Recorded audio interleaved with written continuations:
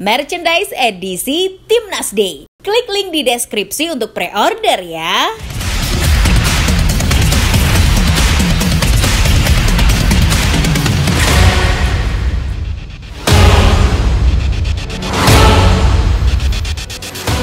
Timnas Indonesia wajib move on dari kekalahan pahit kontra Australia. Gak ada pilihan lain kecuali melibas habis Bahrain di Stadion Gelora Bung Karno. Gaya main berani Patrick Kluivert diharapkan bisa jauh lebih optimal saat berjumpa skuad Mutiara Teluk. Pelatih asal Belanda yang mengusung total football ini diprediksi akan menggunakan formasi yang gak beda jauh. Lantas, gimana susunan 11 pertama dan taktik yang bakal disuguhkan oleh Patrick Kluivert? Namun sebelum kita bahas, jangan lupa tekan tombol subscribe dan nyalakan lonceng notifikasi agar kamu nggak ketinggalan update dari Starting 11. Di atas kertas, Patrick Kluivert kini bisa memasang formasi andalannya yakni 4-3-3. Namun, variasi permainan sangat cair untuk berubah menyesuaikan situasi yang berkembang. Alhasil, kita nggak usah kaget kalau nanti formula 4-5-1, 4-4-2 atau 4-2-3-1 yang akhirnya bergantian disajikan.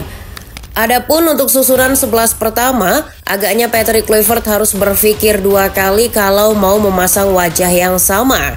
Rotasi wajib dilakukan, apalagi melihat sejumlah pemain punya rapor merah yang bikin netizen gregetan.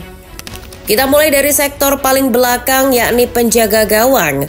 Di laga kemarin entah mengapa sinar kehebatan Martin Paes redup di antara kebisingan Allianz Sydney Stadium. Sepanjang 90 menit kiper berdarah Kediri ini lesu dan cuma bisa melakukan 2 saves. Padahal saat menahan imbang Australia di GBK, Paes setidaknya melakukan 5 penyelamatan krusial. Kluivert bisa-bisa saja mengistirahatkan Paes dan memasang Emil Audero Mulyadi di laga kontra Bahrain. Hitung-hitung menguji setangguh apa sih mantan kiper Inter Milan itu? Jangan-jangan Emil Audero justru nggak begitu worth it untuk dinaturalisasi. Tapi mengganti kiper utama di kondisi seperti ini juga penuh resiko. Apapun itu, keputusan di tangan Kluivert. Itu kalau Kluivert bisa membuat keputusan. Untuk bek tengah, satu nama yang gak mungkin digeser adalah Jai Itzes. Sejak ronde ketiga, El Capitano gak pernah diganti dan selalu bermain hingga peluit akhir berbunyi. Kepemimpinan yang sudah teruji dan jam terbang Bang Jai di Serie A membuatnya selalu bisa diandalkan. Lalu untuk tandemnya di jantung pertahanan, Mimin menyarankan nama Rizky Ridho yang harus kembali dipasang. Secara performa, penggawa Persija Jakarta ini juga tampil solid dan stabil. Dan yang gak kalah penting, Rizky Ridho juga sudah menjalin chemistry yang bagus dengan Jai Itzes. Lalu gimana dengan posisi Miss Hilgers? Memang gak ada yang bisa membantah kualitas jempolan pemain yang dijuluki netizen El Nyengir ini. Tapi yang jadi masalah, bek andalan FC20 ini diragukan tampil lantaran rawan mengalami cedera.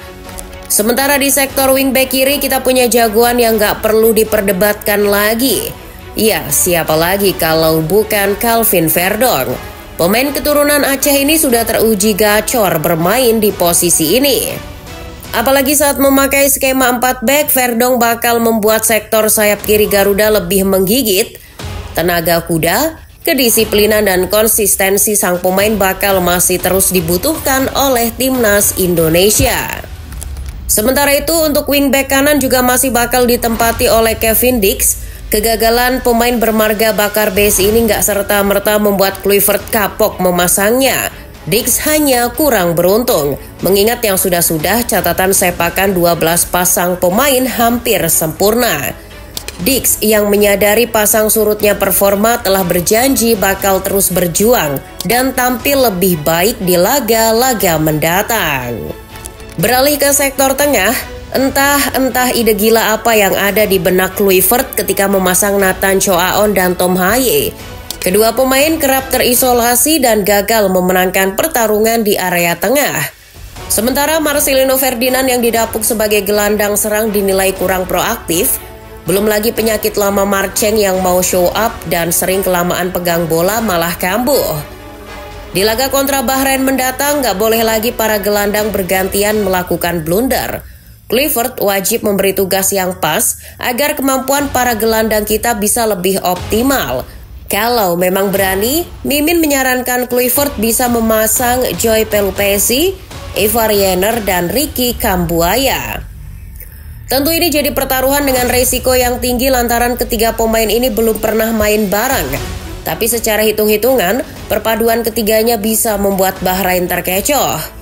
Untuk mengatasi lini tengah yang keropos, kemampuan fisik Joy yang prima, lalu tackle bersih dan umpan akurat tanpa basa-basi sang pemain bisa jadi senjata ampuh untuk fase transisi. Sang gelandang petarung ini akan diimbangi oleh Ivar Jenner yang bisa bermain stylish. Kalaupun kreativitas penggawa Young Utrecht ini belum bisa membongkar pertahanan Bahrain, barulah Tom Haye yang dimasukkan untuk mengambil alih komando lini tengah. Adapun Ricky Kambuaya bisa dimainkan sejajar dengan gelandang tengah serang lainnya. Pemilik 37 caps bersama timnas Indonesia senior ini sudah cukup lama jadi pemanis. Inilah waktunya bagi Kluivert untuk mencoba kualitas pemain lokal. Selain itu sebenarnya masih ada nama Eliano Reinders yang juga layak dicoba untuk bermain sebagai gelandang serang sejak menit pertama. Pasalnya sudah 2 kali diberi kesempatan penggawa PSIS Zwolle ini memulai dari bangku cadangan. Padahal saat diberi kesempatan Eliano terbukti bisa membawa impresi yang positif. Untuk barisan juru gedor, Kluivert juga harus jeli memilih komposisi. Bakal ada penyerang yang terdiri dari winger kiri dan kanan plus penyerang tengah yang harapannya bisa jadi tumpuan utama dalam mencetak gol. Kita mulai dari penyerang tengah. Mimin yang penasaran sih nggak ragu merekomendasikan nama Septian Bagaskara. Mubazir kalau sudah dipanggil tapi nggak dimainkan. Apalagi di level klub, penggawa Dewa United ini terbilang cukup subur dengan torehan 7 gol dan 1 assist. Salah satu kemampuan spesial Bagaskara yang bisa jadi senjata mematikan adalah sundulan mautnya.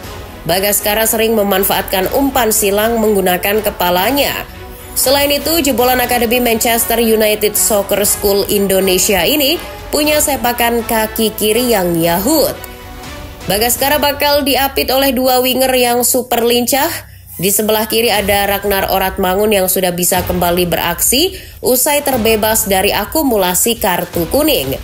Sejauh ini kecepatan dan tusukan-tusukan Wak Haji berhasil merepotkan dan membuat pertahanan lawan porak-poranda.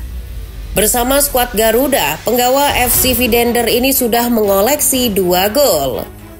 Satu nama lainnya untuk posisi winger kanan yang gak mungkin bisa diabaikan tentu saja adalah Ole Romani. Di laga debutnya, pemain keturunan Sumatera Utara ini langsung bisa nyetel dengan taktik Kluivert. Mang Ole tampak sangat ulet dengan proaktif menjemput bola hingga menghasilkan sejumlah peluang. Ancaman dari pemilik nomor 10 baru timnas ini pun bisa berbuah 1 gol hiburan. Di laga kontra Bahrain, Ole pun diharapkan bisa menambah pundi-pundi golnya. Sementara untuk nama juru gedor lain seperti Rafael Strijk dan Ramadan Sananta bisa jadi opsi untuk babak kedua. Dengan perkiraan formasi 4-3-3 tersebut serta melimpahnya pemain yang tersedia di setiap posisi, gak ada tawar-menawar lagi untuk hasil akhir. Timnas Indonesia wajib melibas habis Bahrain demi bisa menjaga asa lolos ke Piala Dunia. Kalau sampai kembali dapat hasil minor, maka habislah sudah Patrick Kluivert di amuk netizen. Terlepas dari itu, football lovers, sementara para pendekar merah putih bakal berjuang habis-habisan di lapangan. Mari kita terus percaya dengan mendukung dan selalu menyertakan doa-doa agar mimpi melihat timnas di Piala Dunia jadi kenyataan.